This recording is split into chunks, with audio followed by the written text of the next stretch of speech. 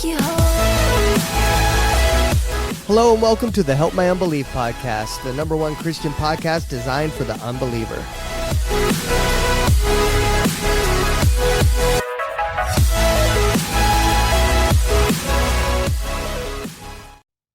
Hi, dude. Gotcha, dude. Did I? Why do you do that to me every time? I don't know. I got to get you.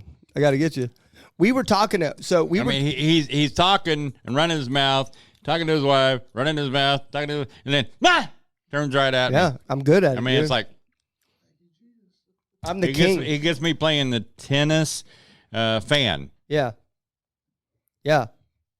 And then he serves it at me. Yeah. And then I'm naked right in the face. I don't even have a net yet. Point, Zach. Yeah, you got it. Okay. I was talking about. So we got started this way. Well, I don't know if I want to go in like I was going just because obviously this is a show designed for the unbeliever. But I just want to say that like I've been watching all these deconstruction people's videos and stuff this last week. And I've actually been going into their like comment section and stuff like that. And I have seen people in the comment section saying like, thank you so much for opening my eyes. I finally have the courage to leave Christianity because of you. And like, but there's like, I see hundreds and hundreds of new people a day commenting on these people's posts that are leaving Christianity. And I'm telling you, and I don't think it's going to be that long, but Christianity is going, I know it's under attack anyway, but it's fixing to get worse. 100%. Like, it's going to be hard to be a Christian. Everything is in Revelation. Yeah. The Bible literally tells us this is going to happen. It's never been hard to be a Christian, though. You can admit that, right, though? It's never been hard. No, in this country, you're correct. It's never been hard to be a Christian here. In this country. Yeah, for you and me is what I'm saying. Even to narrow it down even more, I've never thought it was hard to be a Christian other than what God puts you through, the trials and tribulations that he puts you through. That's hard, right? Right. But as far as being hard to be a Christian outside of what God does and the trials and tribulations to grow you as a Christian, it's going to be hard to be a Christian in this country, and I don't think it's going to be that long. People, like literally, there's these guys that comment on my videos and stuff that comment threatening to do physical harm to me and stuff, and they've never even spoken to me. Like, they literally hate me just because I'm a Christian. That's it. They don't know me from Adam. They don't take the time to know whether I treat different people differently. Nothing. They just literally want to do harm to me because I'm a Christian. But do you do that? What? Do you do that? No. Do you hate somebody because of the way they believe? No, that's what pisses me off about it. No, I mean, like, when you see the dude, the bum on the corner, he's there every week or every day, and he's always, do you hate on him? No.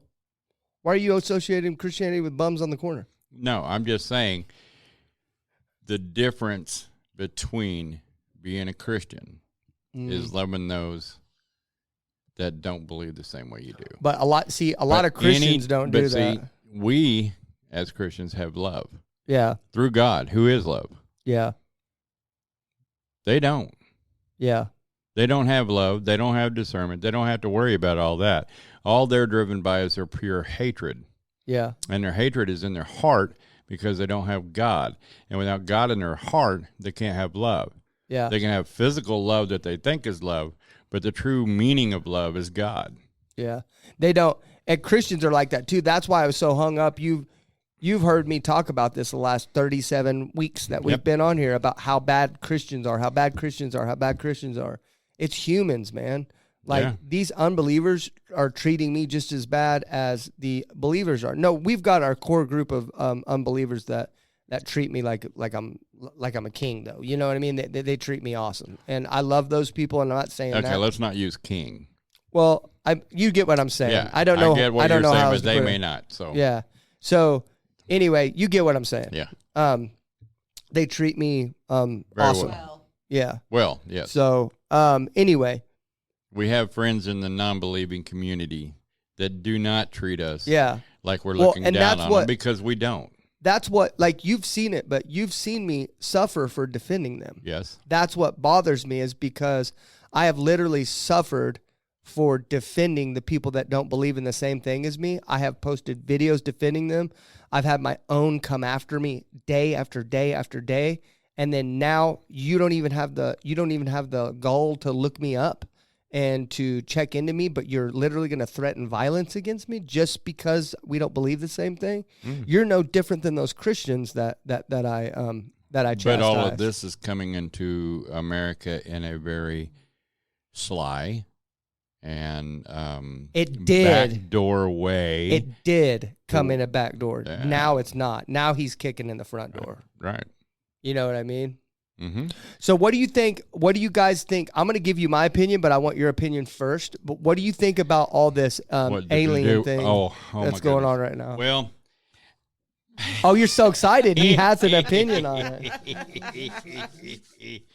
What's your opinion on all this alien stuff going on right now? Satan. No, I need more than that. I need your actual opinion. I want a detailed breakdown of what you think's actually going down. Or if you don't have one, that's fine. No, truthfully, I do have an opinion on this. First, in my childhood, when people had asked me if I believed in aliens, I was like, I am not arrogant enough to think that God is entertained only with us on this planet. He has a vast universe. Certainly there should be life out there somewhere else. That was my opinion in my youth. Okay. My opinion now, I don't even worry about that because that's not in my world. Okay? But I do think that Satan is sly. Mm-hmm. Okay? Satan knows what's coming. He's read the Bible. Yeah. All right? And he's in charge of this world. He knows his time is short. We are in the end times. Right? Uh-huh. So we do, a lot of us have an understanding that the rapture will be pre-trib. Some of us think mid-trib, and some of us think post-trib. Pastor Gary believes in pre-tribulation rapture. Yes, he does. Okay. And I'm not here to tell you what to think. What I am here to tell you is that the rapture will happen. It's written about in the Bible. But I used to think, if you watch the Left Behind series, okay, any of the movies, I've read all the books. But when you read that, you see the body disappears and goes up into the sky, and their clothes is left, right, or the one picture which planes crashing, where the mom's hugging the 10-year-old, and then the clothes are folded all nicely on the. Well, no, that one the clothes just fell. Yeah, and then everybody starts wigging out, and they're running around trying to find all their family and all this, right? Yeah. Okay, or like you mentioned, which that one really wigged me out until the other day. I was like, why would they have folded the clothes? Yeah. It happens in a twinkling eye. Why is the clothes folded?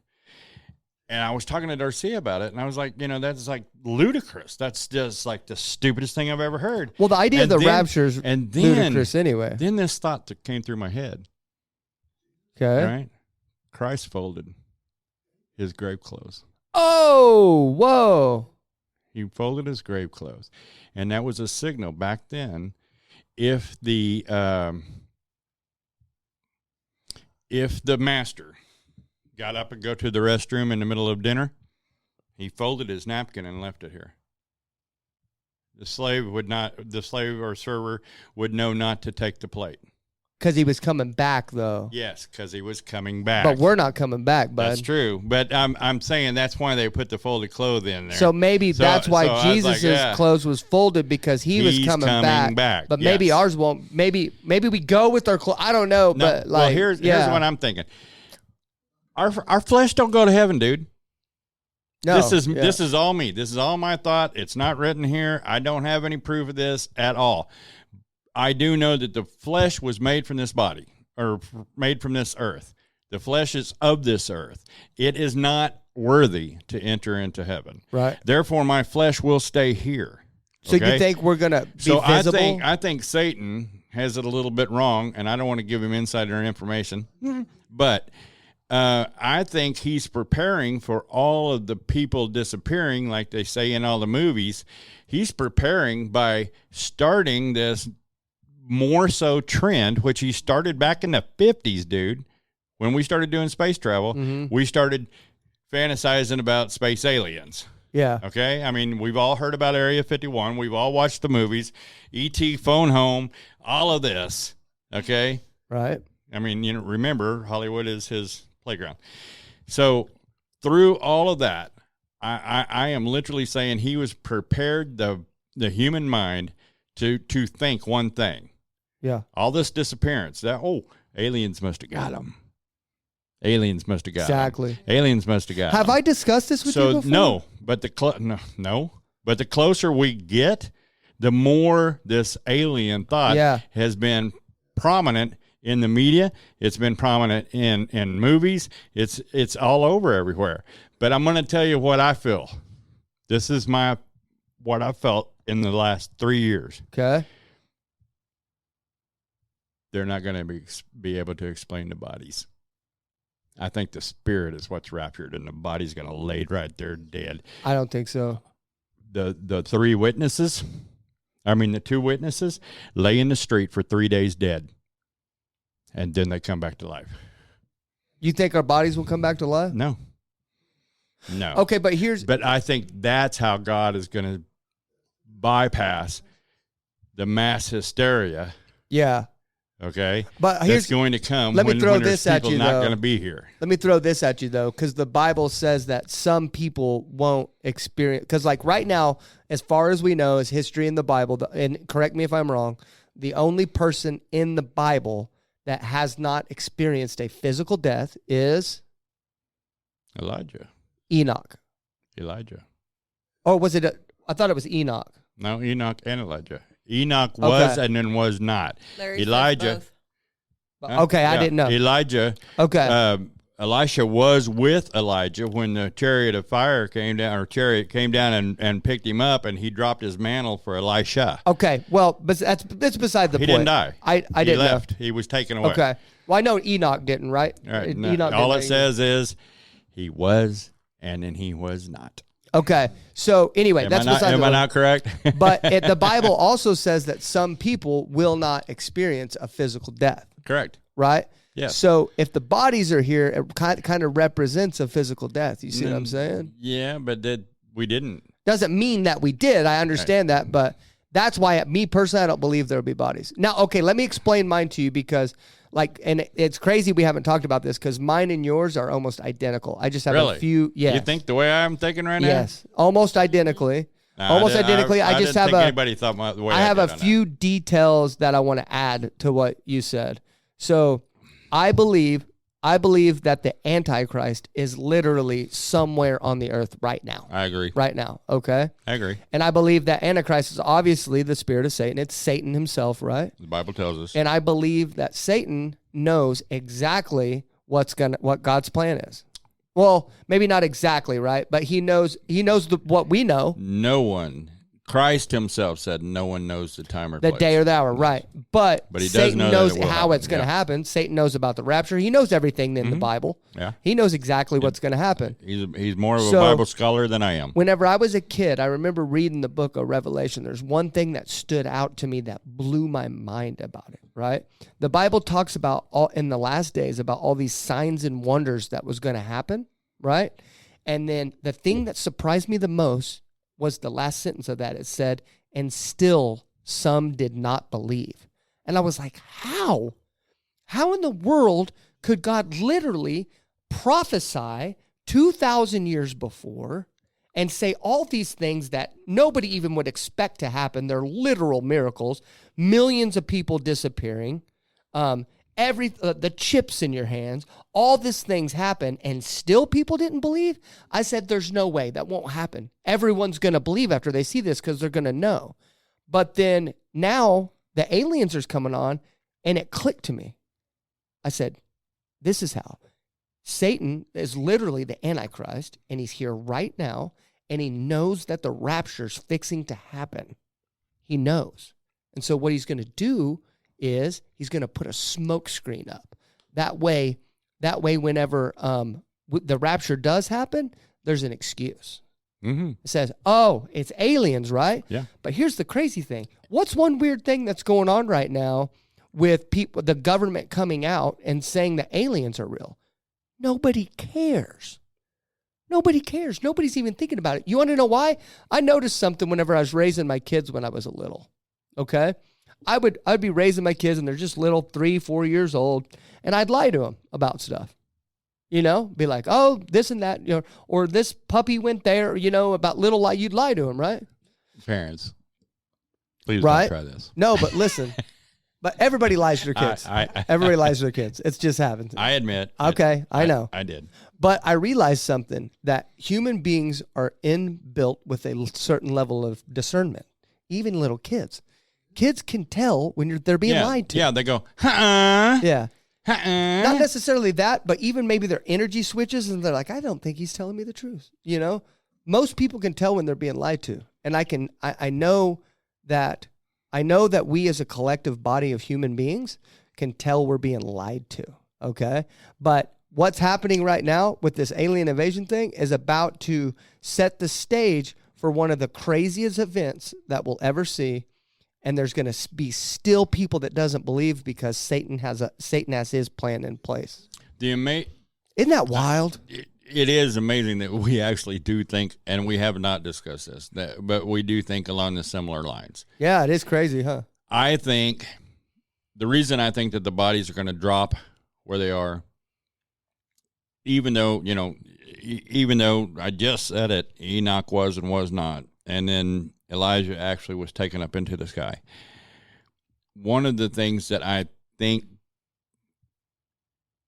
that my train of thought was on that is that way that it could not be denied. No, here's the thing, though. Here's why I don't. Here's another reason why I don't think that the bodies are going to stay.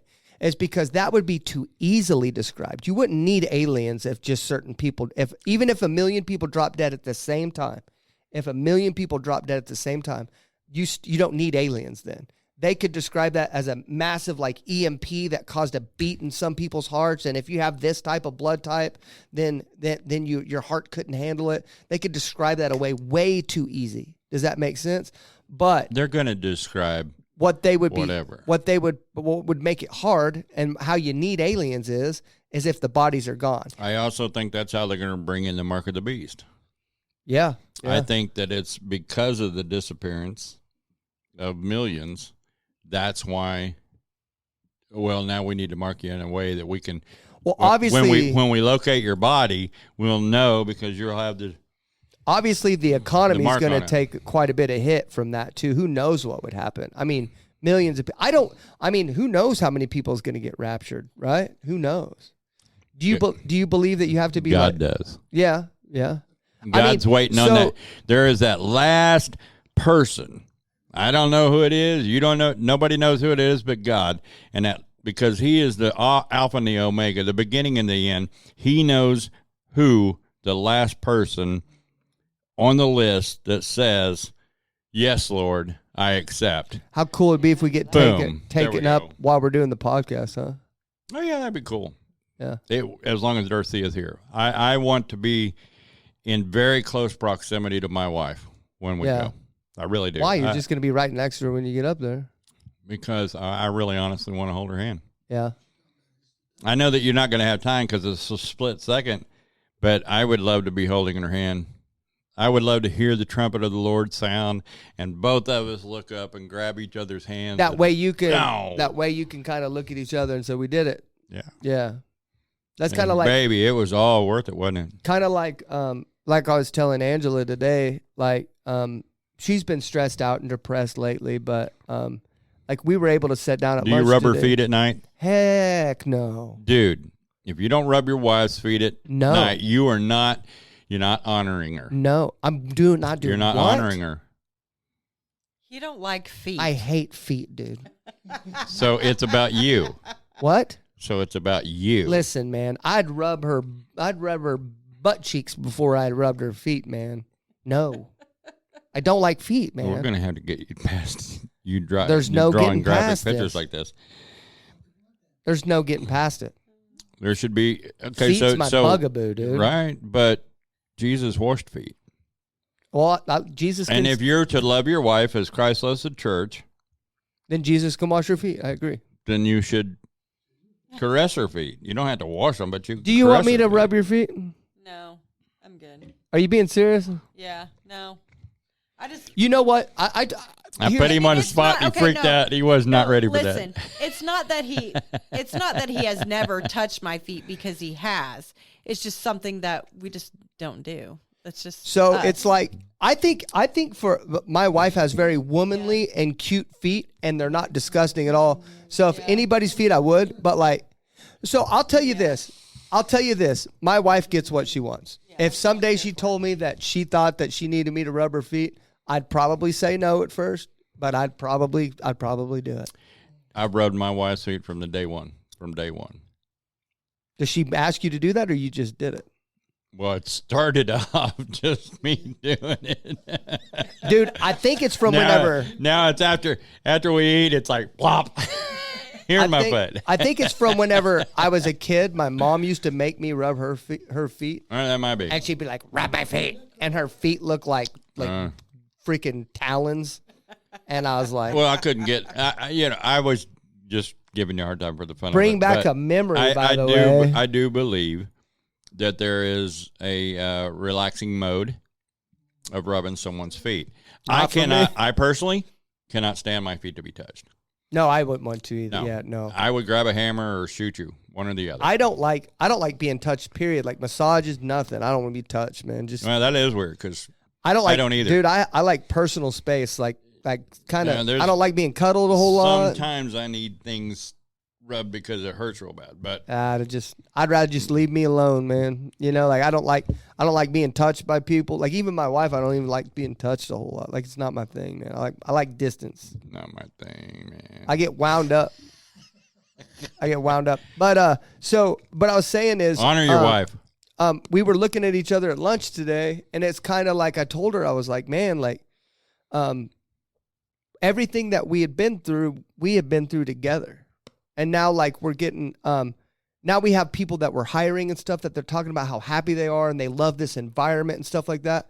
That environment was created by God through what we've been through. Mm-hmm. That environment just didn't show up out of nowhere. It just didn't happen because that's who we are. It's who we become because God made us that way.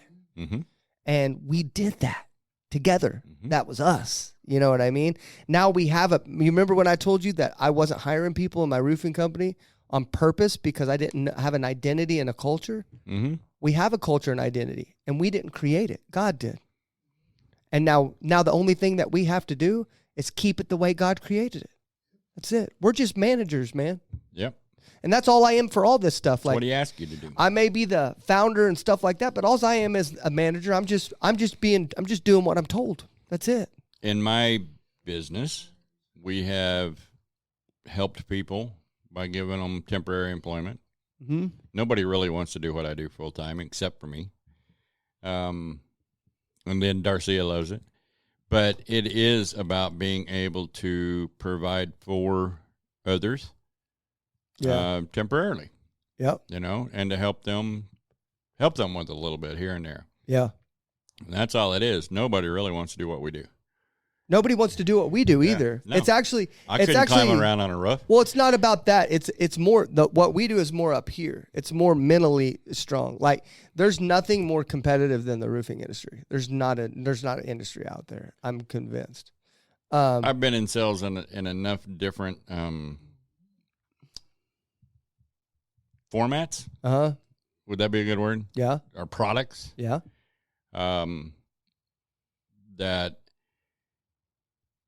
That part of it really, it doesn't matter what it is. Yeah, it's just competitive. Yeah. Yeah. If you're trying to sell, it is. But to do it under biblical principles, yeah, that's even harder. Yeah. Yeah. makes Yeah. it extremely No, difficult. it is. And I have to constantly put myself back in check. Like I've had a rule for the last year that we don't knock other people's signs. And I had someone come to me and said, well, this is why I knock signs at someone that I'd hired. And well, this is why I knock signs. And I was like, you know what? I don't have a problem with that. And then I proved it to you. And then a day went by, and I was like, well, wait a second. I had this rule that I had set for the last year for my company. And then some guy just came along and convinced me overnight to change the culture of my company. So I had to go back and be like, hey man, I know what I said yesterday. And I know I said that you could not knock signs, but I'm actually going to put a stop to that now. There's plenty of work to go around. I'm sorry that I let you do that for a day. I was like, but unfortunately, I had this mindset for this, and this is why. This is why I believe this way, and we're just going to keep things the same way. So it's a constant battle of keeping things the way that God wants to do it, but that's in everything that you do. God's got to be able to trust me, man. We have to live our lifestyle. Colossians 3:23. Do all things for the glory of God, not for the glory of man. Yeah. I can see God's worked so much negative things out of me. What sucks is, like, I know there's so much more, and I just hope it's not as bad. And maybe that'll determine me. I've got a list. Do you want me to go over it with you?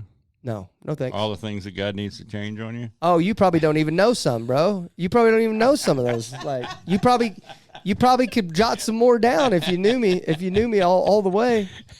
I could probably add some stuff to your list, but yeah, it's just crazy, man. I don't know. I'm just excited about the way things have been going here. I'm excited the way things are going in the roofing company.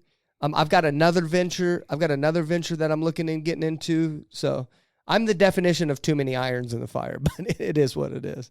You know what all I do now. Yeah, I know. But let's rip it, dude. Yeah, no, it's been going a little bit crazy. Oh, I wanted to say thank you. For what? The new visor! Yes. I got Larry a new visor. Yes, he got me the one and only. That is actually a 101. Help my unbelief visor. Right here, yeah. So that actually, whenever I was broke, I wanted to get Larry a Help My Unbelief visor, and I wanted to have it embroidered. And so in the winter, I had them make it up, and they sent me an invoice for it. And I just never had the money to do it. Karina actually pitched in for that as well. Yeah. Well, if y'all would have told me, I would have pitched in. I would have got it.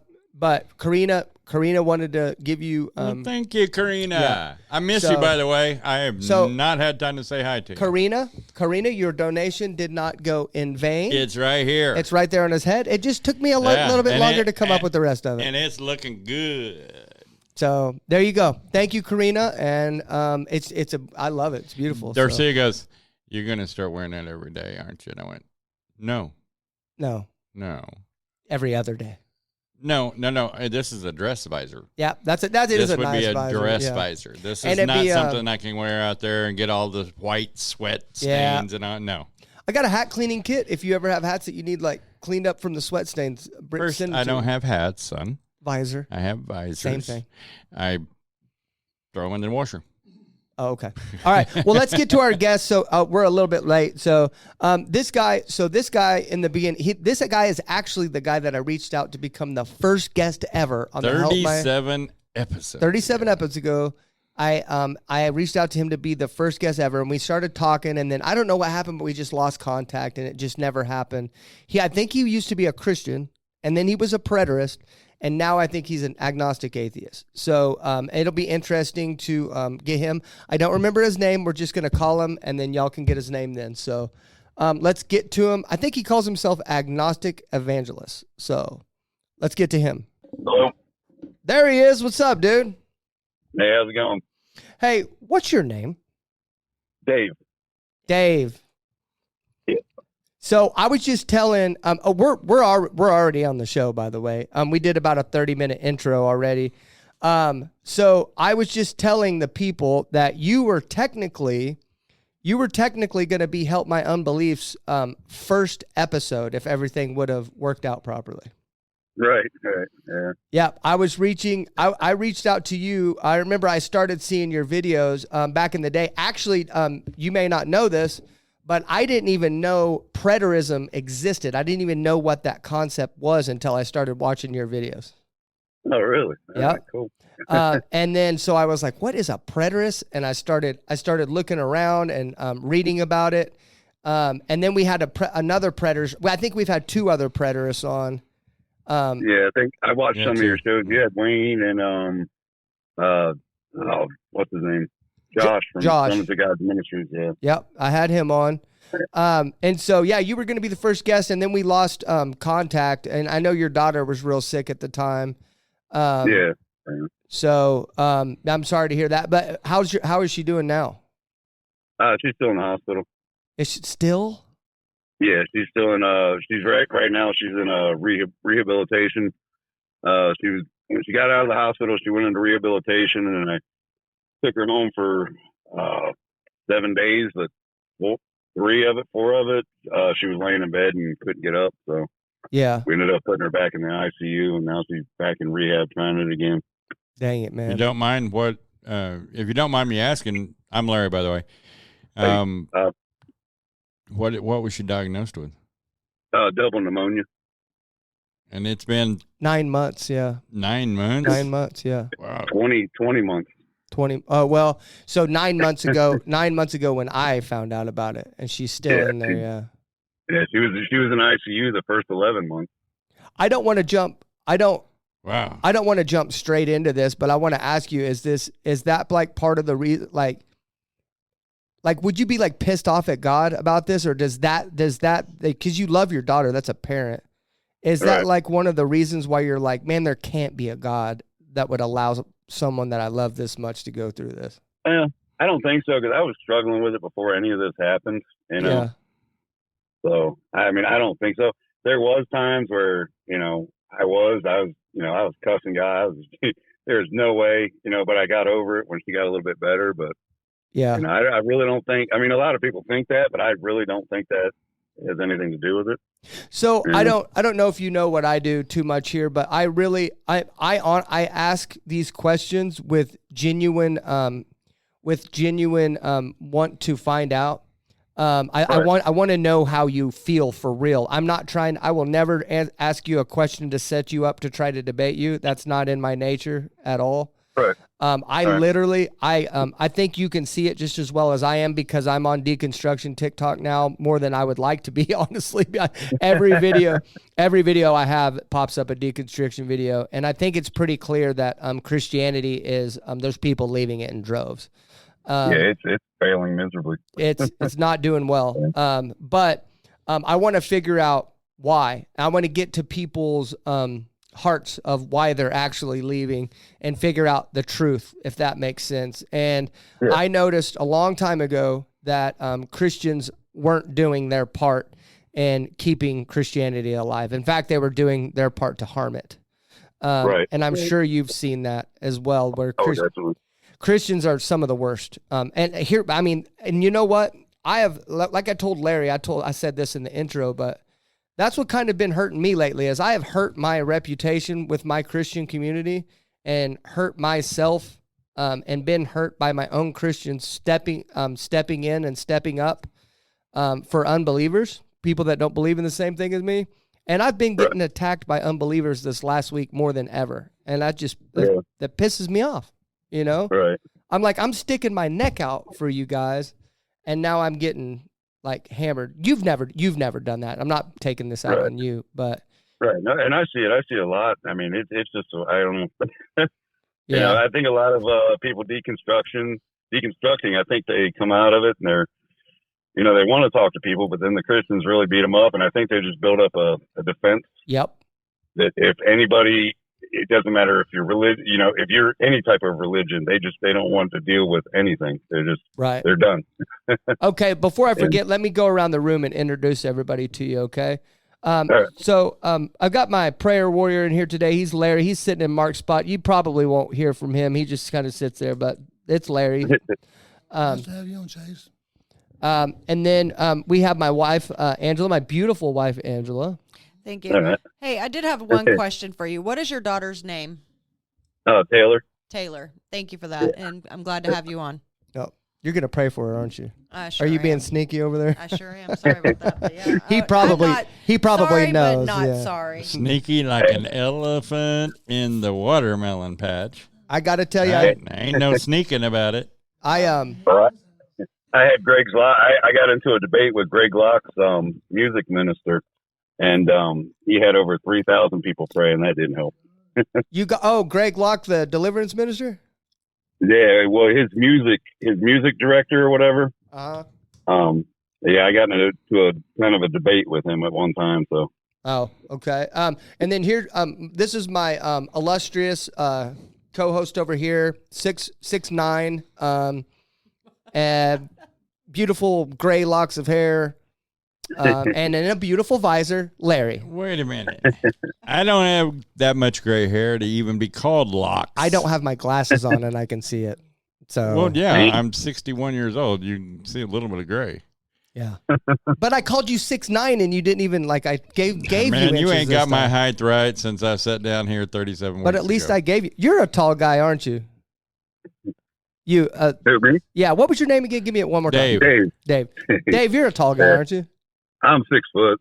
I could tell he was tall. Yeah. Yeah. See, here's a problem. To anybody over 6 foot tall, most of us don't really give a Yeah. about what it is. Right. Okay. Yeah. Yeah, I'm I know. 6'5". I could care less. I'm 6 Okay. foot tall It doesn't too. matter. Some days I stand up straight. Some days the world does not allow me to. I just be hitting my head on things all the I time. do. That's why I got Yeah. a thick skull. Yep. Okay, Dave, and then my name's Zach. I'm the host. I'm the one in the videos, the tan one, Yeah. good looking, super. What else? Well dressed. And I know you can't tell from the videos, but I also smell really nice. So I'm sure. Yeah, because just before we get trapped in this small room, I spray him down. yeah. So let me go over the format of the show a little bit. This is not a debate show. I know you. Right. I know you debate a lot, which it's always inspired by the other people. I know you. I Like, haven't lately. I know you enjoy doing that.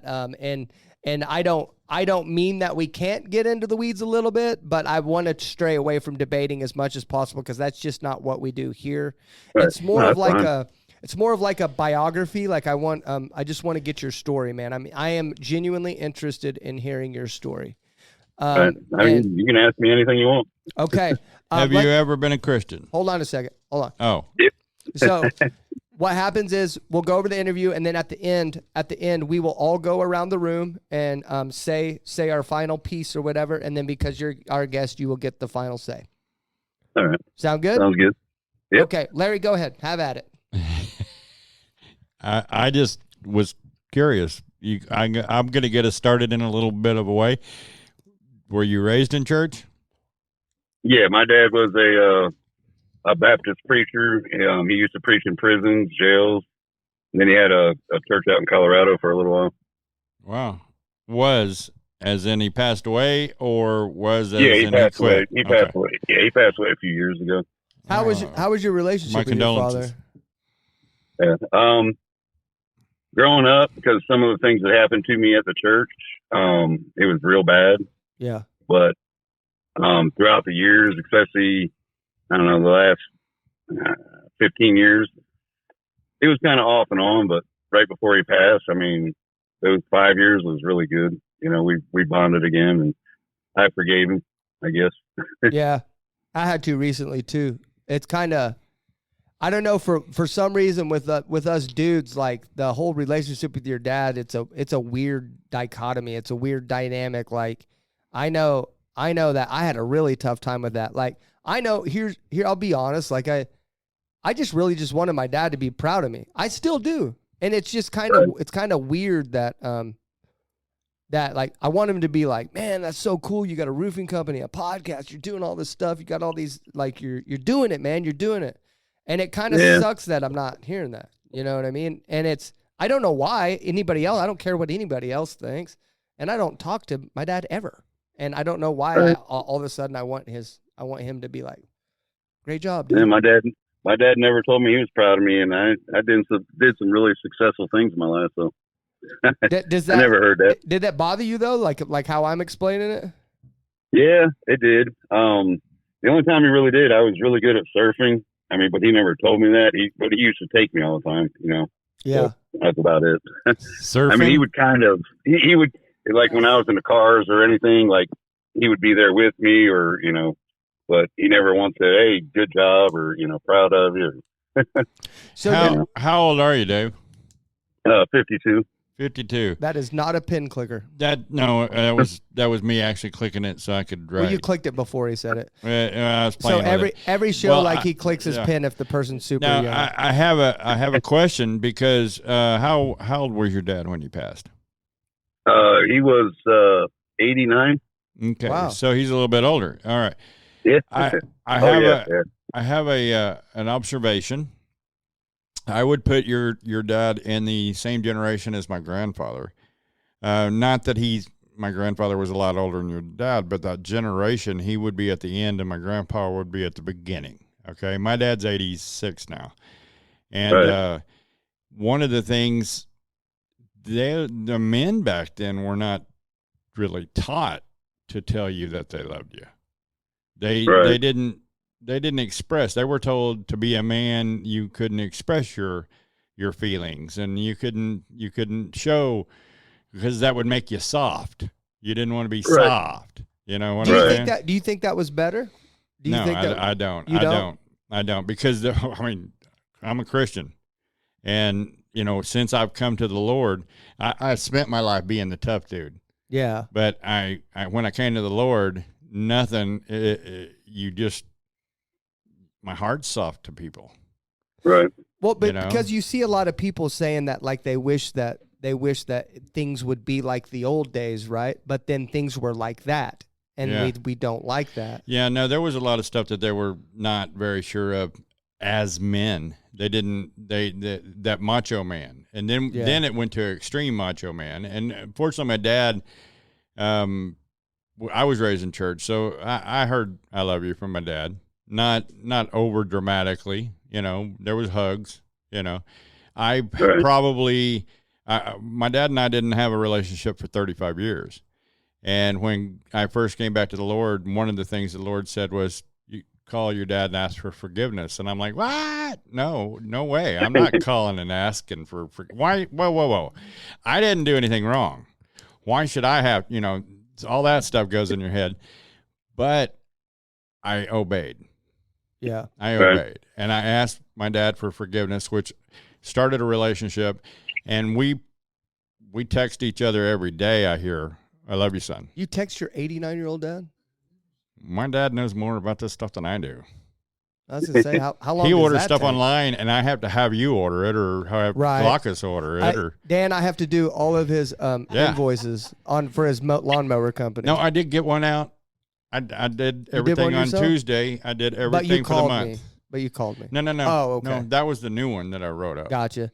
So Dan, He's teaching me how to do stuff. my timeline for you that I remember is you. So I never saw you when you were in full-fledged Christianity. Right. How long ago was that? You were full-blown Christian at one point, right? How long ago was that?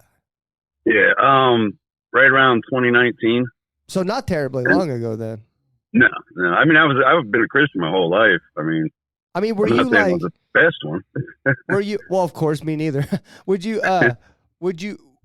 like posting videos about Christianity and stuff like that?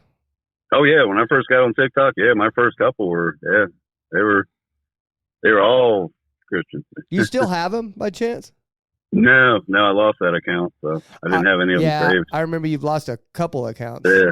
Because I've always that bullet holes in the Bible guy. Have you met him or? Yeah. I've talked to him before.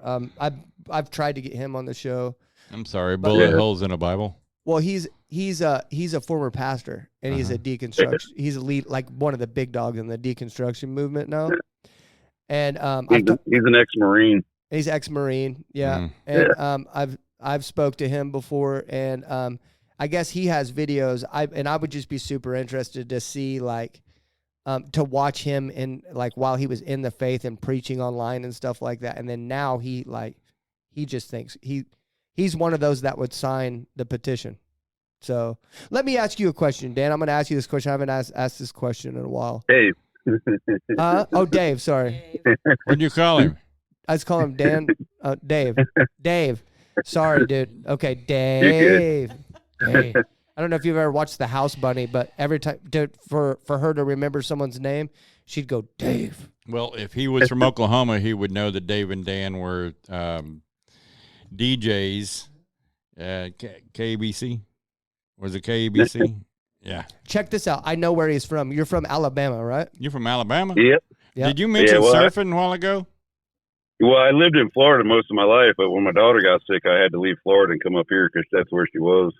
You're super tan too. You must work outside, huh? That's just my natural color. Oh, really? Okay. Yeah. Well, Natural color. Anyway, I like let me. that. I'm going to get back to this hold on. question. How many daughters do you, or how many kids do you have? Just one. Just Just that the one. Just, Okay. yeah. All right. Okay, so if there was a petition going around to completely abolish Christianity, would you sign it? That's a tough question. Yeah, it's been a question that's tough for people to answer. It's tough for us to hear the answer to as well, but it's one we've been asking. I don't know. Probably. One guy said yes on the show. An atheist did. He said yes on the show and then texted me back later and said no. No one's ever outright said yes. Yeah. I mean, there's some good things in it, but I mean, from what I'm seeing now, it's just a lot of bad. Yeah. I mean, even growing up, I saw a lot of bad in it growing up. I mean,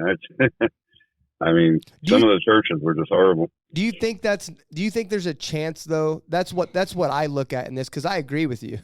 I agree with you. I do not disagree with you. But do you think there's a chance though? Because let me ask this: have you ever been duped before, tricked? Oh yeah. See, I mean, me too.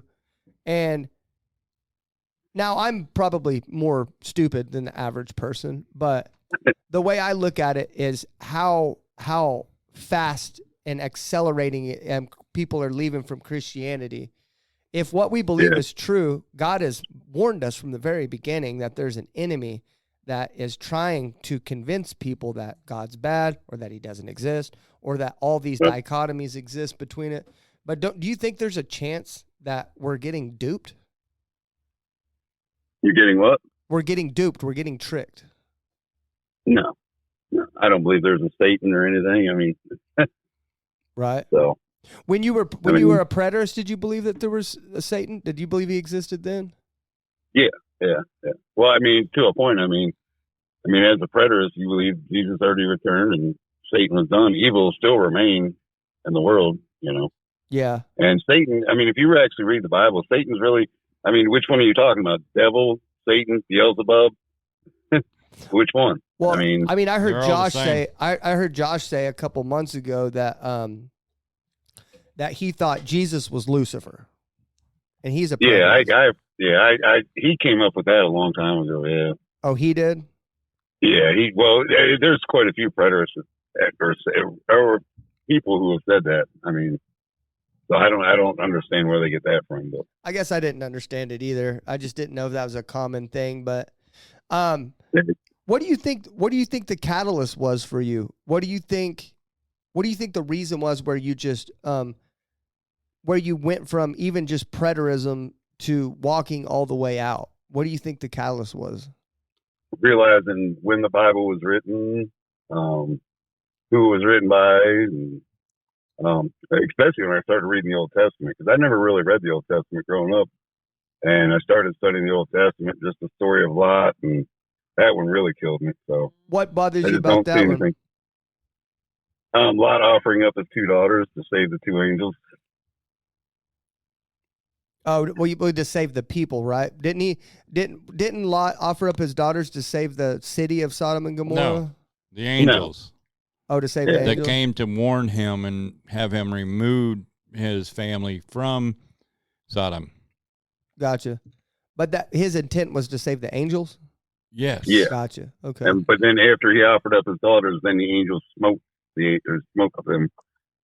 city to protect them. So, and then after that happened, they go up in the mountains and they with each other, you know, because his two daughters and him were the only ones left. But there's other civilizations left. But for some reason, it's another story of incest.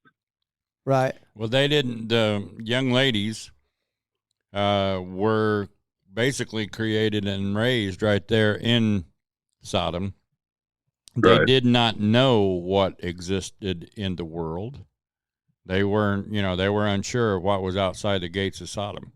I never thought of that. But like they were raised in that sexual atmosphere, yeah. But on top of that, it was about if dad died, we don't have an heir, and women were not allowed to own any kind of property. So the idea was that they didn't want to lose everything that their dad had. But that was rules and regulations of man. But you like, you're still not condoning that, right? And think it's right. Like, you don't think it's right. No, Yeah. not at all. Like, Incest yeah. is wrong, but it wasn't Lot's Do you- reasoning. The women, Do you the think girls God- got him drunk and did it. Do you think God condoned that activity? Absolutely not. Yeah. So I think. I mean, it's just a hard story. And the story about Jephthah. Who was that? Jephthah. What's that? What story is that? Where he told God if he won the war, he would sacrifice the first thing that came out of his house. When he won the war, he came back and his daughter ran out of his house, and he ended up sacrificing her as a burnt offering. Is that what happened? Is that what happened? Yeah. I don't know that story. I'll have to research that one, but Yeah. I didn't hear the name. yeah. I'm trying to Jephthah. remember. Jephthah. Jephthah? Jephthah.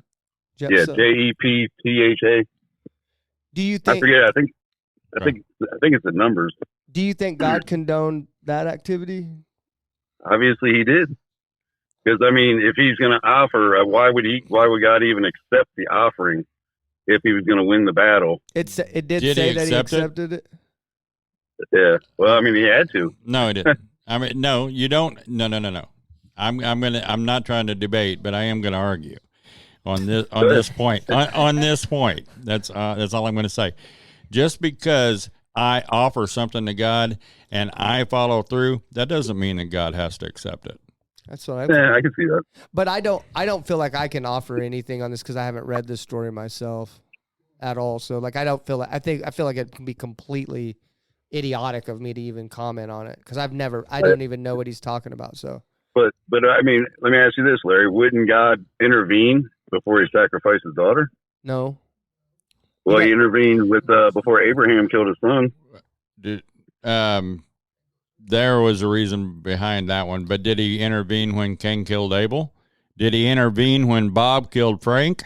I mean, you know, we have murders going on every day that he doesn't intervene because we have the will, our own personal will that God has promised not to override. And God told Abraham to do that. Yes. Like it was God's will. Like God, that was inside of God's will. Yes. Yeah. So, It was basically a test on Abraham himself. Yeah. And if you study into it, it was actually in reflection to God giving He provided his a son, lamb. Jesus. provided a lamb, Jesus. Yeah. Yeah. Right. So I mean, I see what you're saying, but you don't like it. I understand. You don't like it. You don't like those stories. I get it. I get it. Do you miss it at all? Do you miss Christianity at all? no, not really. I wasn't really going to churches or anything. So I didn't have like a group of people around me or anything. But did you pray? Did you have a relationship with God? Oh yeah. I mean, there were times, like I said, that's why I stuck. I mean, even what happened to me when I was younger in the church, I mean, I still, believed in God. I mean, there was a few times where I actually thought that he was there, but I don't know. Tell me those times and why you thought he was there exactly. One time I was about to do something bad to myself, and I was out in the woods, and my whole life was falling apart. Me and my wife had just split up, and I was into drugs really bad. And I left a friend's house. Me and him got in a fight, and I gave up. It was like I had nobody, and I took my pistol, went out in the woods, and just got on my knees. And I was like, I'm done. And I don't know, like a warm feeling came over me. And I don't know, I just stopped doing what I was doing. Yeah. So why don't you think that was God now? Just because you're like, I don't believe in him, so I obviously don't think that was real. You just think that was because it was just intermittent. It's just I never felt his existence. So the last time was actually right before I got into preterism. When COVID and everything was hitting really bad, and I was in an efficiency, and I just lost my house. And just things weren't adding up. And I got on my hands and knees. I cried. I said, God, you got to show me the truth. I don't know what's going on. This whole world's falling apart and just everything's upside down.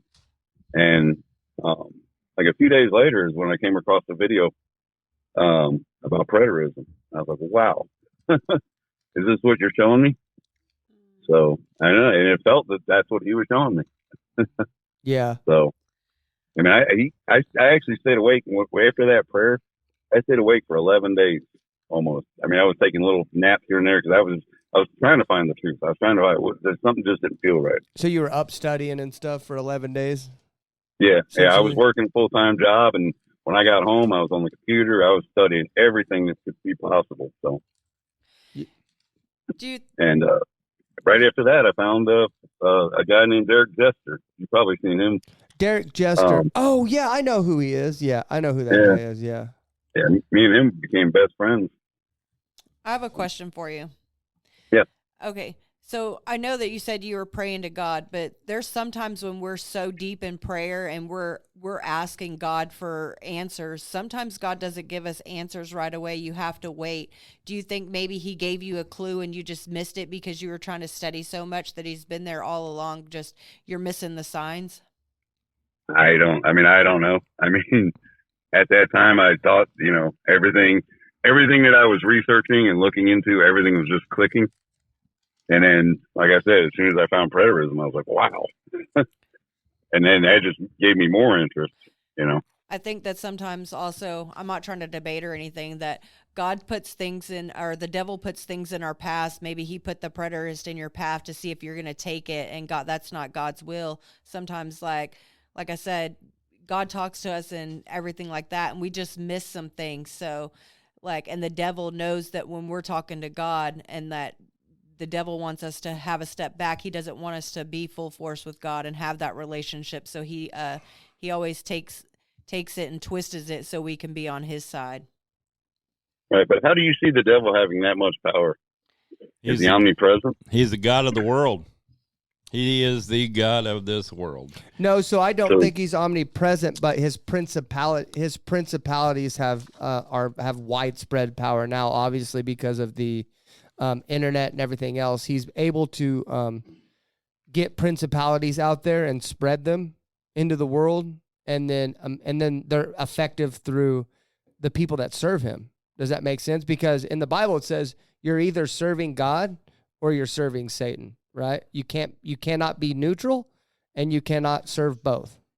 So the people that are serving him are spreading his principalities without even knowing it, essentially. That's why I think when Christians are like, oh, unbelievers are evil and stuff like that, like, I don't think people that don't believe in God are evil at all. I believe that I'm just as evil as they are. Like some Right. people are probably stereotypically on paper do better things than I do, right? And I'm sitting here saying that I'm righteous and I'm only righteous because of what Christ has done.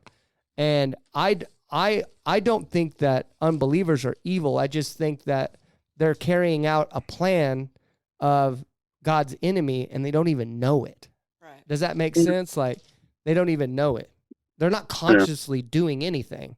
But you have to remember, I don't believe in it anymore, so I don't see it that way. So. I know that. I'm just giving you my Right. my views on it. Does that make Right. sense? Yeah, but I mean, just when I studied and realized, Satan was hanging out in heaven with, God when when they were talking about Job. Yeah. So, I mean, it's just, none of it makes sense to me anymore. Do you think, Larry, do you think God still has, I'm sorry, do you think Satan still has access to heaven to talk to God about tempting people like he did in the book of Job still to this day? The Bible says he does. The Bible says that your accuser stands before God and constantly calls you by your sin instead of by your name. Okay. And that Jesus stands there as the defender saying, no, he's been washed in my blood. Yeah. No. I mean, Satan really is just a title. I mean, to me, it's not one entity. It's the accuser, like you said. It's not one entity. No, you could go with that if you wanted to. Sorry, Zach. I mean, in all honesty, he was named Lucifer. No, Lucifer was king of Babylon. Read that whole chapter. Lucifer was king of Babylon. Read it, and then you can respond next episode. Okay. Don't Don't go back and forth on this. We're not. But anyway, so, but like, let me I ask saw you. Lucifer fall from the sky. Yeah, they was talking about when he lost Babylon.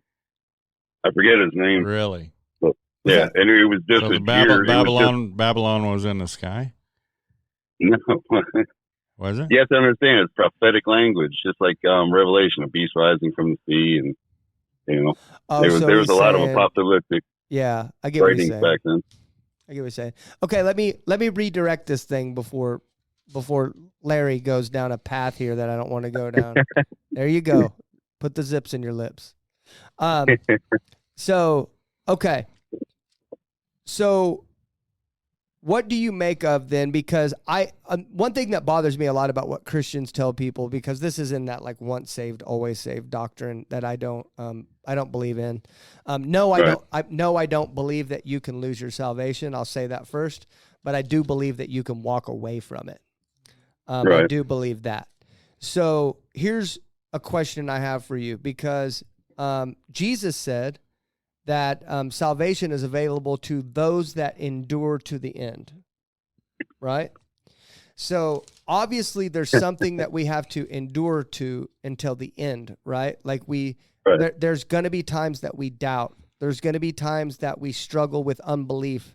There's going to be times that we start entertaining thoughts that we shouldn't. There's going to be things that we have to endure. What do you think? Do you even believe Jesus was a real person on that walk? I honestly, I don't anymore. Entertain my thought that he is. What did he mean by that? Endure till the end. What did he mean by that? He wasn't talking to you. He was talking to his apostles, and that was salvation to me would have been for those in the first century, and salvation was from the temple being destroyed and Jerusalem being destroyed. So there's so many verses that fit with that.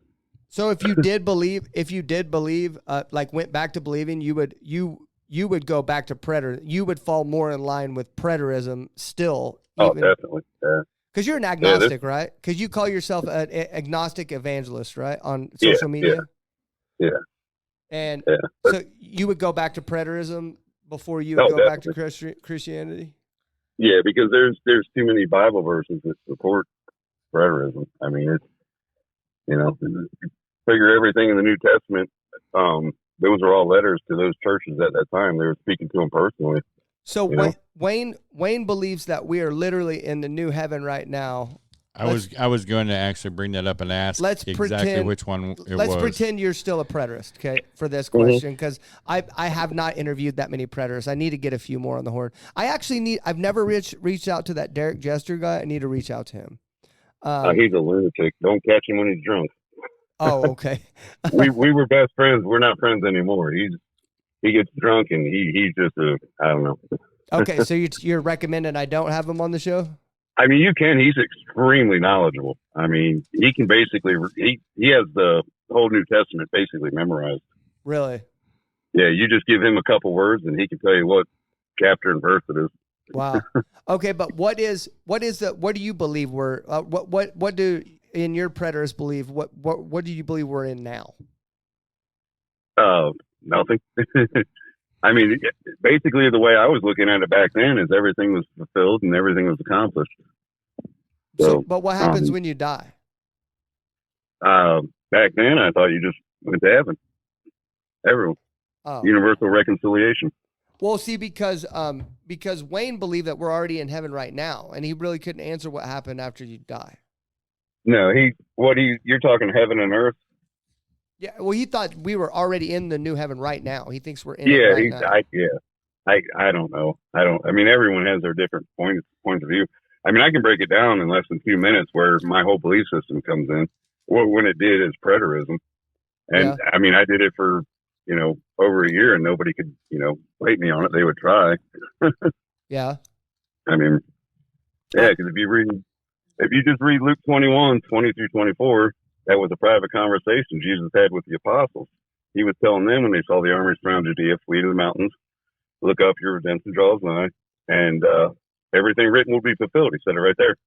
Yeah. And then he said even the time of the Gentiles would be fulfilled. So I want to say this. I feel like I'm feel like I'm being led to say this by what I'm not saying like God's leading me to say this or anything, but yeah, I am. Yeah, I am. Okay.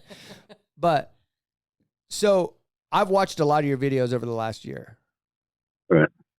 And your energy right now is different than in those videos. I Right. feel like a sadness or something from you right now. No. Like, are you sad about something? Like what? Like, No. do you No, think you're I'm at sitting- peace? Do you think you're at peace? Oh, yeah. I'm sitting here at work. That's why. Oh, really? Yeah, I'm sitting in my truck at work. Do you think you have more peace now than what you did when you were a preterist or a Christian? It didn't change much going from Christian to preterist. Yeah, it changed because, I thought Jesus returned. It was all over. I didn't have to worry about, did I not repent of my sins this morning if Jesus comes back? But going from preterist to agnostic, it really wasn't that big of a change. Yeah. Kind of a letdown, but Well, you had a little bit of grieving period. oh yeah. I think we all still go through it. I mean, I don't, I'm still wishing someone was there, I believe you when you say that. That's one thing I want to say. I want to say that other Christians aren't telling you. I want to tell you that I do believe. I believe you when you say that. But I mean, you spend your whole life thinking something exists, and then you come to the terms with it that it doesn't exist. It hurts anyone. What would God need to do to get you back? Stand in front of me. I mean, there has to be some type of proof. I mean, I don't know. Would that do it if he came down in front of you? You wouldn't think you were going Oh, yeah. crazy or anything? Oh yeah. But I don't see that happening. Even people who have visions and everything, I don't know. I can't even believe half of those people. So Yeah. the mind plays tricks.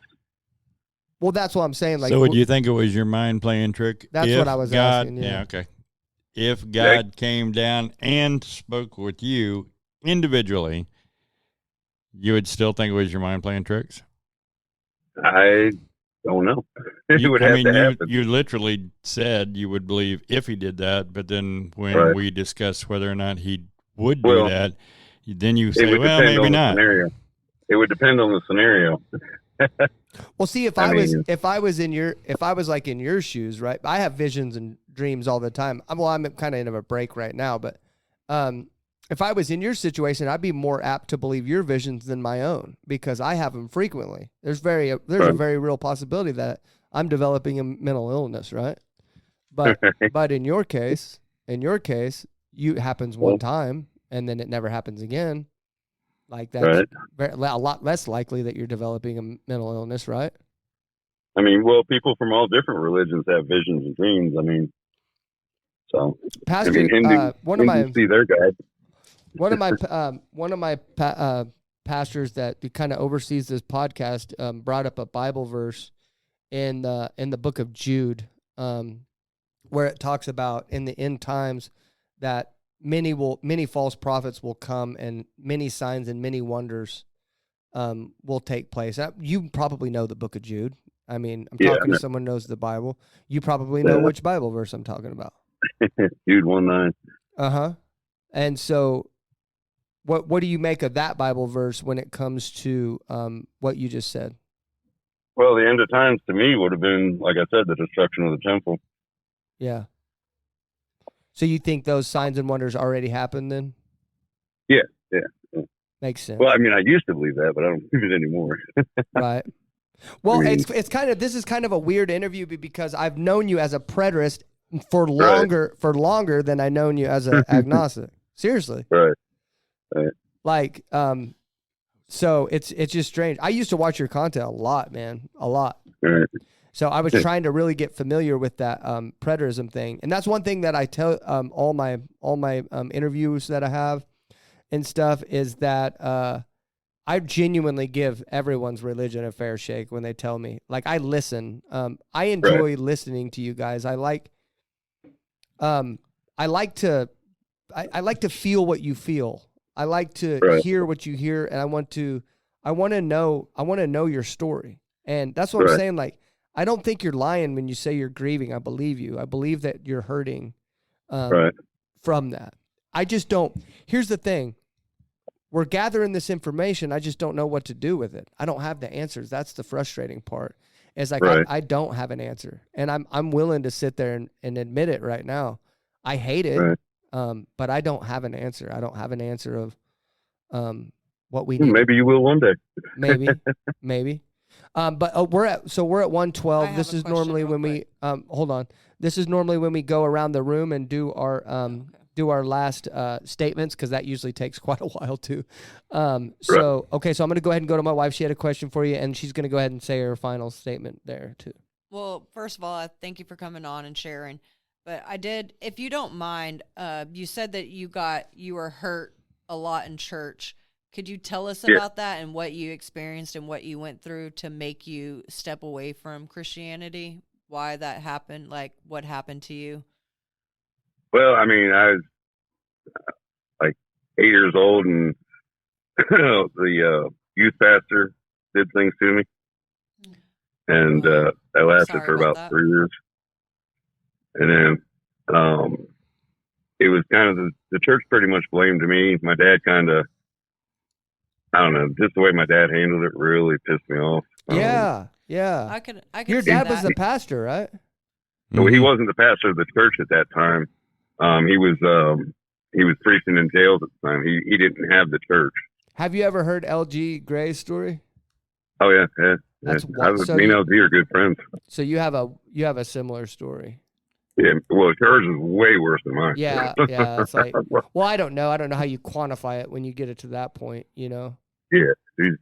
Well, I do sympathize for you for that. I'm sorry that happened to you. I was abused too as a kid, but I'm just like, even then, I know that I wasn't abused from some Christian staff people, but I was abused by family members and stuff like that. So I do feel for you on that, and I know it's a traumatic experience, but I just don't like, in my experience, I guess because it's different because it happened to you within the church, but mine didn't. But I just don't see myself, like, I could see myself stepping away from Christianity a little, like whenever I was in my teenage years, and then especially in my 20s when I got strung out on drugs and stuff. But I always like knew God was real, and I knew that he was there. I never I came back to him. It wasn't like I deconstructed or anything like that, because I know that he's an almighty God. So that's why I was kind of curious of like why you decided to step away instead of just. Well, I mean, that was when I was younger. That really didn't, I mean,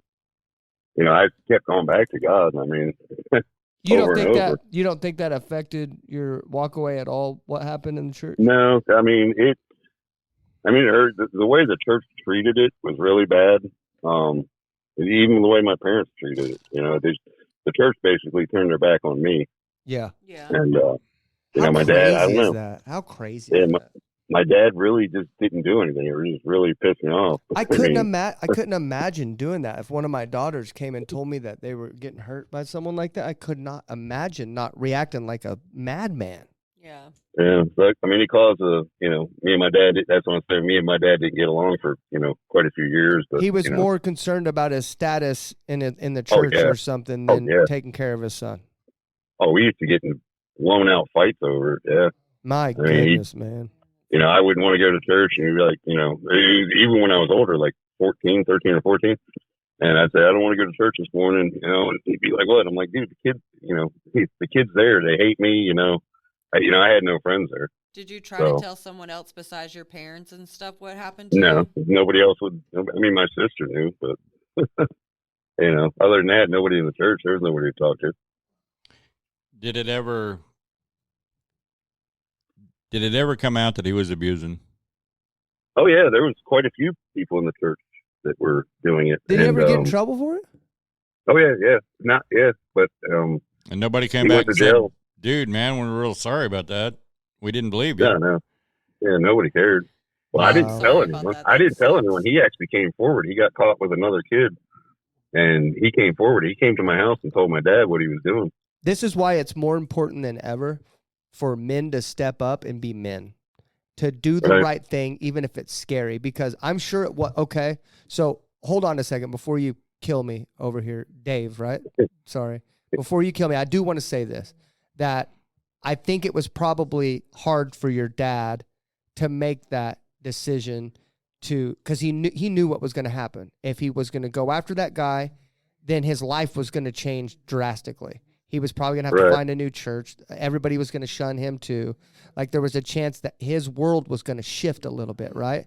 And instead of putting himself in that uncomfortable position and shifting his world to protect his son, he chose comfort.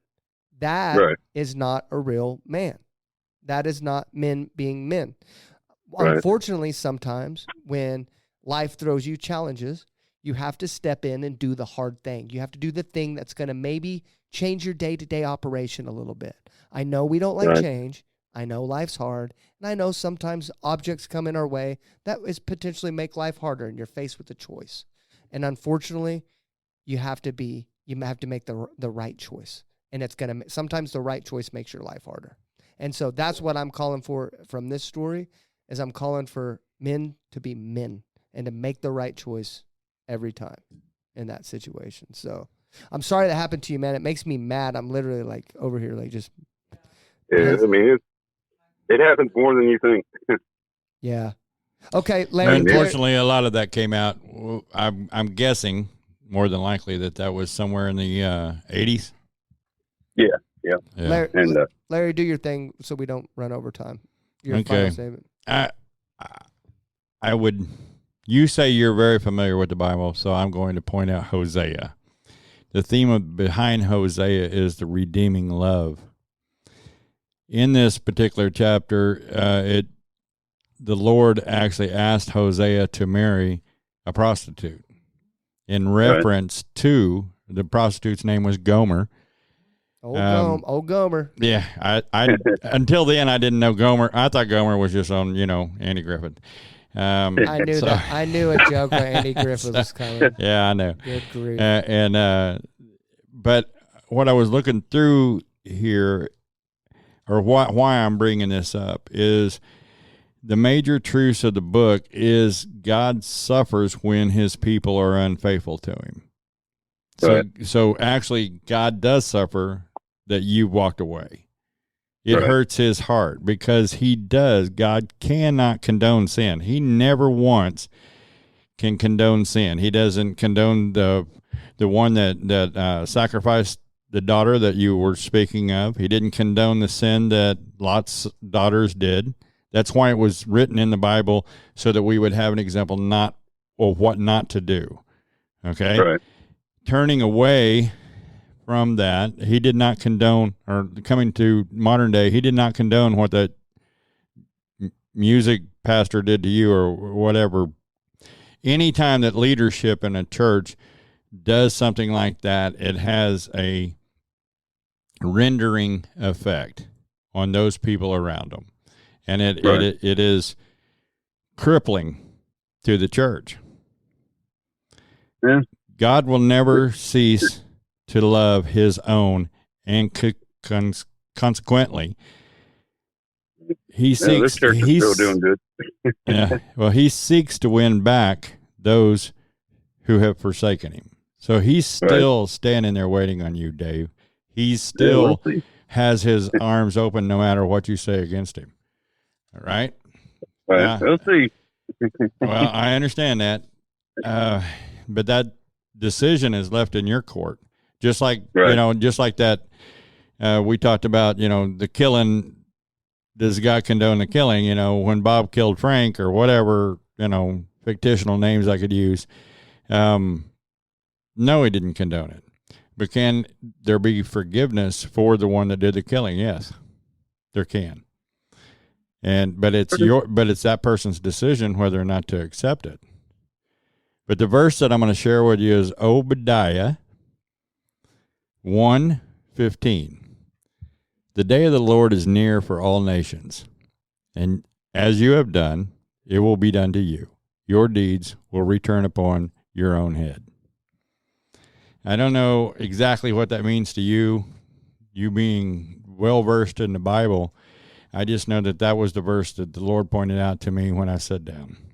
Larry reads a Bible verse every single episode to every single person that comes on, by the way. And every time except for Chaotic Dad. Chaotic Dad didn't get a Bible verse. And then one person got two. It seems kind of like that. Even before I talk to you, the Lord, anybody, the Lord gives me a verse for the day. I don't know if it's directed to you. I don't know if the soil that I'm talking to right now is hardened. I don't know if I'm talking to soil out there that's just listening. But somebody needed to hear that verse. What God placed on my heart after listening to your testimony was the Hosea, and to remind you that no matter how far away from God you walk, God is still there to listen. Okay. He's still there. My turn? And I appreciate you coming on and talking with us. Very much so. Okay, my turn. I'll keep it short because everybody's taking long. Thanks, guys. I'm just kidding. I know you guys did great. It's fine. I just want to say that ever since that I've been watching your videos, even before I've spoke with you, I can tell that you have like, I don't know the right words to say right here, but I can tell you're like a loyal person. I can tell you're like a super nice guy, and I'm sure we would hang out and have a great time. And I can tell you're the type of people that I would kick it with, if that makes sense. So, so that's, I've been watching you for a long time. So, and I know this is our first time talking, but, I feel like I know you already. I recognize your voice and stuff. So, I don't know, man, just, you know the Bible better than I do. It sounds like probably I'm still studying it. So, I don't have anything to say. I don't have any answers for you. Don't study it too hard. Well, End up like me. I've already been through the bad parts, I think, so that you're talking about. But I think we are in a intense spiritual war. I can feel it, and I feel like it's ramping up. And I know you don't believe in the spiritual and stuff like that now, but I'm super into the spiritual aspect of things, and I can feel it. It's almost as real to me as me looking at all these lights and everything in here. And I have to believe that there's an opposing force in there that wants us to lose. And the word endure that Jesus said is because there's things that we're going to have to endure through, doubts, fears, everything else, to get to the end. And like Larry said, I don't think it's too late for you. And you said, we'll see. And then for me, I don't need to try to sell you or convince you or anything else. It's obvious that you have an open mind. So it's cool. I hope I get to still talk to you in the future. I'll still watch all your videos. Thank you for being kind to me. And throughout our interactions, that doesn't always happen. So I always appreciate it when it does. So, the floor is yours, man. Yeah, no problem. Oh, the floor is yours. You get the final say here. This is your time. The floor is mine. Yep. I mean, I appreciate you guys and everything, but, I can't unsee what I've seen throughout the Bible. I can't, there's no possible way I could look at it in a different way. Especially Jesus returning and the temple destruction. There's no possible way I could look at it the same way as I did before when I was a Christian. So, I don't know. I mean, once you see those simple verses, I can't even see anyone rebutting them. And that's what I was doing the debates for a long time, and no one could. I had actual pastors that were just like, I can't, like I can't say anything. Even one of them, Tony. I don't think we're ever going to have those answers to those questions, and I don't. But that for me, that doesn't mean that it's not real. Does that make sense? Right, but I mean, if you're going to say it's God's holy word and it's inspired and everything, just the contradictions in it itself, and then when you actually start studying the Hebrew and the Greek words and the words that have been changed, and there's so much that I studied, realizing when the Gospels were written, that was a big one. They weren't written at the time. There's no eyewitnesses. I think that kind of was the biggest thing to make me agnostic. Right. You believed the Gospels whenever you were preterist? Oh yeah.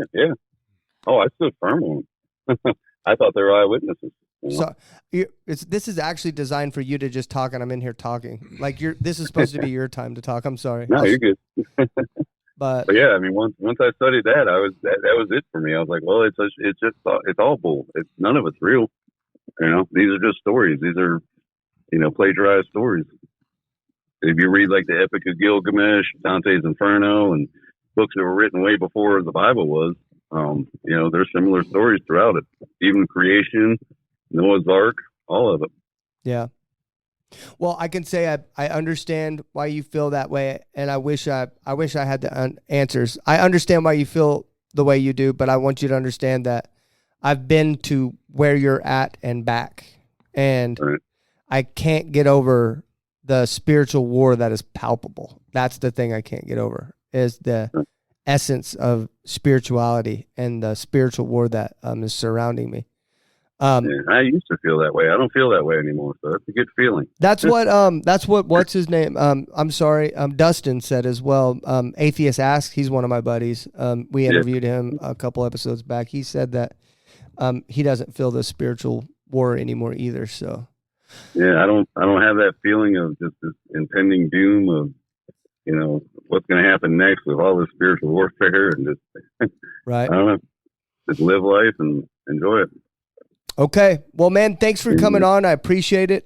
Your episode comes out next Tuesday at 9 a.m. Central. So, All right. Open line, man. Anytime that you want to talk to me, just DM me or anything. And even if it's not about God or anything else, I'm here for anything, man. So, I appreciate you guys, man. I'll see you on the. You're still doing good work, even if I don't believe in you guys or believe in God. Yeah, you guys are doing. You're at least trying to bridge the gap. Yeah, I guess. For people, and I do appreciate that. So, Thank you well, for that. that actually means a lot. That it really does, especially coming from you, man. I appreciate it. yeah. All right, man. All right, you guys brother. have a good day. Take care. Yeah, Nice guy. Yeah, I have a question though. About to me? Okay. Just in general. Uh-huh. Do you guys think, like, I see this a lot when people read the Old Testament, they seem to have more questions and more doubt than it is Yeah, for the New Testament. It's definitely. So I feel like sometimes because that's not of our world anymore. So I feel like they don't get that, and like that just drives people away. Here's why they have that question, though. I'll explain to you why they have that question, okay? Because Christians, one of the things that Christians say commonly, daily, you probably, if you're on enough Christian, you'll hear it every day, that you'll hear God is the same today, tomorrow, and always. You'll hear that, right? And if I were to ask Larry, and if you were to ask me, we would agree to that, right? I agree. And so the line that these agnostic and atheists are trying to say of the reason why they don't believe is because that's what Christians do. They say, well, I read the Old Testament and I stopped believing because that God's a heinous, bloody, nasty murderer. And then we say what you said, oh, well, that's the God of the Old Testament. We're under the New Testament now. We don't have to worry about that anymore. Yeah. And then they say, and then they trap you in a corner, and then they say, but you said that God's the same. So is that not the same God you're serving? Well, yeah, technically. It is so the same God, but it's Larry, just different. Larry, do you have an answer to that? Do you want to say? Talk in the microphone. You got to talk in the microphone. I believe God is the same yesterday, today, and forever, and He's never going to change in my heart and my mind. Yeah. I mean, we all have people out there teaching the wrong prospects of what God wants them to say. I mean, there's lies and deception in everything. Mm-hmm. The world that's all it is. So, I mean, it's who you want to believe. If you want to believe the guy that's got the truth or the guy that's got the lie. And most people want to go for the lie because it makes them feel good about themselves because they can be right. Yeah. See what I'm saying? Exactly. And here's what I'll say. I think today, Larry brought up a good point that in the majority of the Old Testament, not all, the things that were happening that were so heinous was done by humans that God doesn't condone. That happens at a more wide scale now. Incest still happens that God doesn't condone. Murder still happens every day that God doesn't condone. Now, there are some things in the Old Testament where people say, well, I don't like God for this, that he brought the flood and killed everyone, right? And that he killed, or the story, one that comes up a lot is the prophet that was walking down the road, and then some teenagers or some young adults came out and were making fun of him for a bald head, and then God sent a bear to kill those kids or whatever. People say that. And I'll tell you this, that God is still that same God. He is going to eliminate all sin and evil from the world again. And and in fact, this time when he says it, it's going to be the most terrifying thing that's ever been seen from before eternity past until eternity future. And so it does say that we're saying, well, I don't want to serve that God. I saw a deconstruction person today that said, if that's the God I have to serve, I'd rather rot in hell for eternity. Listen, if that's your choice, then you've made that choice, then you're going to have to live with that or die with that forever. And that's okay. But that's why I'm saying, that's why I've been trying to draw that line in between. Do you think if the Bible's true, we have a real life enemy that is distorting things, because I've been a victim of it many times, I'm sure you have as well, distorting the truth and making God out to be this bad guy whenever he truthfully is perfect. And why would you want to burn in eternity over lies? First off, if I can sell you the thought that eternity is not truthful, and all you have to worry about is now, then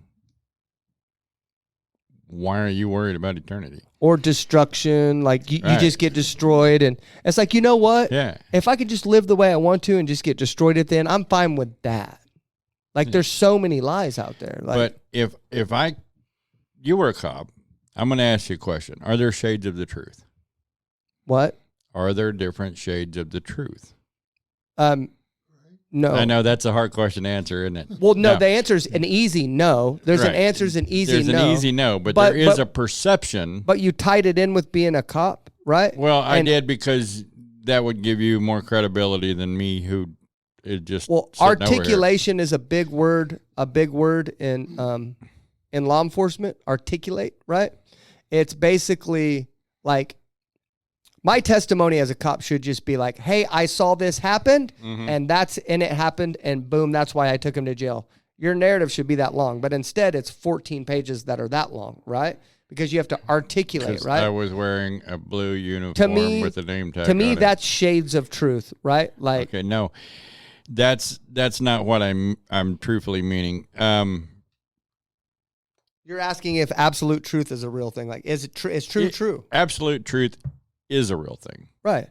Yeah. That's what I'm saying. It is, or it's not. Either way, right? Well, you just sent my brain in an absolute truth loop. Either absolute truth is the absolute truth, or it's not. Is absolute truth the absolute truth? But the point the point here is, sometimes those perceptions get in our way. What you see in the description of this cup is going to be perhaps a little bit different than the perception that I see in this cup. I may know the flaws. It's my cup. I know everything about this cup. You are just visualizing it. When we don't own this word, then we have a different perception of it. That guy is very well read, but is he very well studied? I mean, and what I mean is, you can know all the words in there, each and every word, and you can you can know all the Greek words and all the Hebrew words and all of that, and it's a book.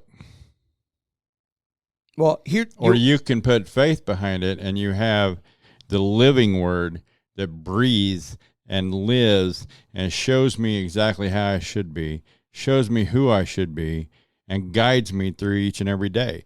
Now, I can know that the Word was with God in the beginning, and the Word is God. Yeah. And that God loved us enough that he came down here as the Word and walked among us in the flesh. Let me ask you a question. Ready? Because that guy is very well studied in the Bible. I see him talking about people in the Bible, and he pretty much slam dunks on any Christian that comes in there. Mm-hmm. I mean, he had a Bible story that we never heard of. Well, he had, but we hadn't. The guy is very well studied in the Bible. I will say that. But here's my opinion, because I didn't ask him this, and maybe he can comment on this video because I know he'll listen to it. But he was as well studied when he believed than when he doesn't now. So what's the catalyst there? The different set of eyes that he looked. That's what I'm saying. Like he started like. If I look to destroy this word, I can destroy this word. But why would you read the Bible, study it, and have that studied knowledge and believe it one day, one way, and then believe it in another? Because he said he formulated arguments for all those things that he told us today. He had arguments against those before, but now he has arguments for them. Does that make sense? And what would be the biggest change? I don't know. That's the catalyst. That's why I'm trying to ask about, like, discuss. I think Angela touched base on it about his daughter. His daughter. His prayers weren't answered, and then he starts looking back at. I mean, because this was 1919. Well, me personally, I don't want to draw that conclusion because we asked him that and he said no. Well, so I want to take him at his I word. can understand that. I think it has to do a lot with everything that's going on in his life in general. His dad, the church, his daughter, even though he said it wasn't his daughter, it may not be fully his daughter. It may have a partial point of it, just everything that's going on in his life. He was well versed, but then he got sidetracked because of the things that's happened in his life, and like he doesn't know how to turn it around and go back. I couldn't imagine that. LG Gray, the one we were talking about, she's a comedian. She like plays the organ for church, sings. Dude, she still gets on TikTok live and is like an outspoken atheist and will sing gospel songs because that's all she knows how to play. And it's the craziest thing I've ever seen, atheists sing it. And she's really good. She's really good too. But she was molested by the pastor of a church. The same as him. Behind the podium. Well, No, it's not the same. Let me finish. No. She was molested by the pastor of the church. She went and told the church, and they all came together and voted to hide it because this man needed to further the gospel of the church. yeah, that's right. Then he got her pregnant, and then didn't. And then I don't know. I don't know what happened past that. I don't know if he abandoned them or whatever. I don't know what happened. But then he got her pregnant, and everybody didn't do nothing. And she's sitting there crying out to God and stuff like that. Yeah. The whole time. For me, for that situation, I'm like, man, that would be hard for me too. Like, but God doesn't always bail us out of our situation. Exactly. There's been many situations that God hadn't bailed me out. Nothing like that, man. Good grief, nothing like that. No, and I can't compare my life, which was extremely When you were a lot easier than that. When you were getting molested all those years, did you pray for God to get you out of it? Like, or do you remember? I prayed to God, but I don't think about getting me out of this. I don't think about getting me out, just like getting me out of the situation and setting me free, or like, I was so young. Like, I know that You don't really happened, remember like, it. It's okay to say you don't remember. I blocked it out, a lot of it. You know, you block it out as I got older. I mean, yeah, I just blocked it out. Yeah. But like I said, even though those things happened to me, I still never gave up on God. I still believe in God and never turn, like, yeah, I may have stepped away, but I never turned my back on God. But that's why I say that I don't want to sound like I'm doubting, but I understand why people like LG have those doubts. I understand it. And then I understand why Dave did. Like, he had all those things. I understand it. I get it. Like, but at the same time, like, I think we're blaming the wrong being. Does that make sense? Like, so, okay, given that, and it's not on the same pattern because sexual abuse is mentally. It's forever. Yeah. And so I'm not defending anyone. I know that vengeance is mine, saith the Lord, and those people are going to deal with their consequences of their sin. But maybe they won't. That's the problem too, because if that pastor repents, he'll never have to suffer the cost of that sin. He'll never see. But someone did. But he does. Well, yeah. But someone did. Yeah. Up. There you go. When we look at let's stay off the Jesus track for right now. Let's go to Paul. Okay, let's go to the disciples. They were beaten for their belief. They to the point of death. several different times. And yet they still believed. So when we think we've suffered, okay, we haven't suffered in the way that they did. Yeah. And we certainly never suffered the way Christ did for us. Yeah. No one on this planet can ever say that they suffered in the way that Christ suffered. Correct. Well, and I see another thing that's going on right now, and I have a response to this that just came up just now. I've never had a response to this, but I feel like the Holy Spirit's telling me this right now. But everyone's saying, well, Jesus just gave up his weekend so he could be king forever. That's all he did. Jesus just gave up his weekend. And I heard that too. Jesus just gave up his weekend so he could be king and rule in heaven forever. Anybody would give up their weekend to do that. Now, here's the part you're missing. Him suffering and dying on a cross was the least thing that happened to Jesus. Whenever he said, Father, Father, why have you forsaken me? And every sin, past, present, and future, was poured out on him whenever he had not known one sin. He literally did not feel what it felt like to be disconnected from his Father in heaven. He did not even know what that felt like.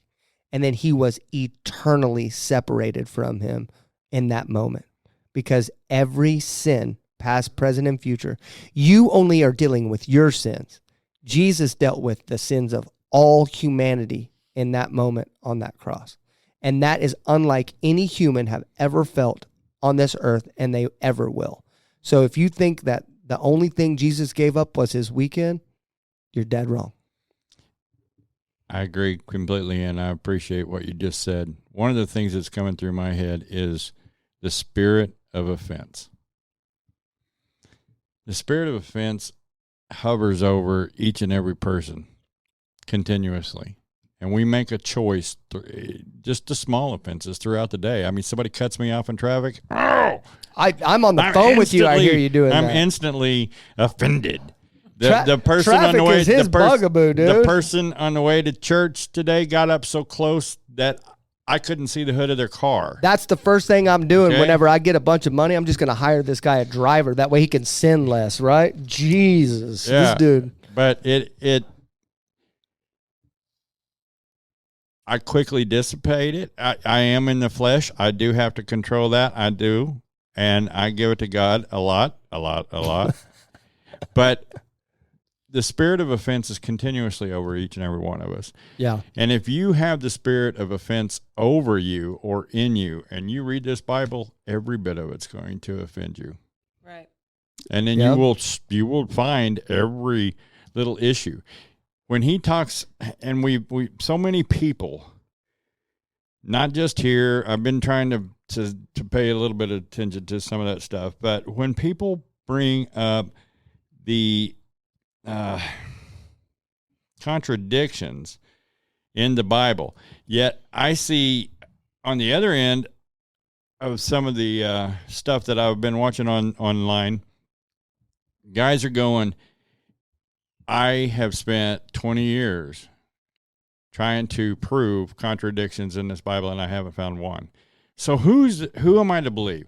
The ones that say that there are contradictions, or the ones that say that there are not contradictions? Because we both know I'm not a Bible scholar. You're not a Bible scholar.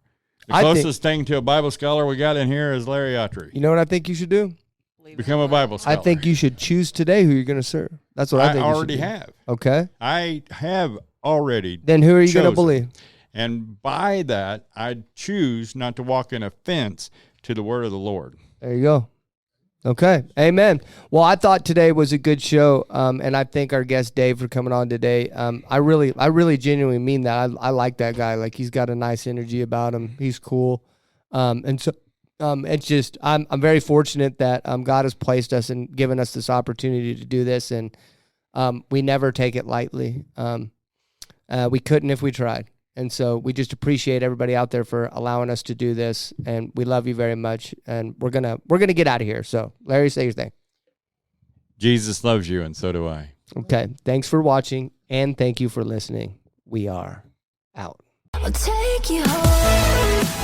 Thank you so much for listening to the Help My Unbelief podcast. please don't forget to like, share, and subscribe. And more importantly, tune in every Tuesday at 9 a.m. for new episodes.